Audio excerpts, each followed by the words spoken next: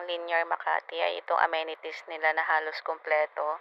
May 8 meters lap pool, kiddie pool, gazebo, and a kids play area. Dito naman ang kanilang fitness center. So, tignan nyo na lang yung loob. Naka-aircon na dyan. So, pag tenant ka pala dito guys, ay free lang ang mga yan para sa'yo. Pag may bisita ka naman na gustong gumamit, ay may bayad na sila.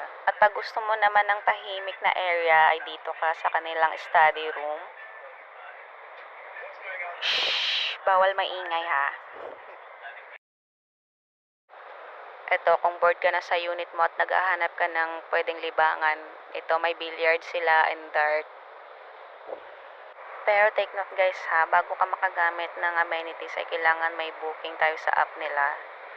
At ang pinakagusto ko dito ay ang kanilang covered court na kahit tanghaling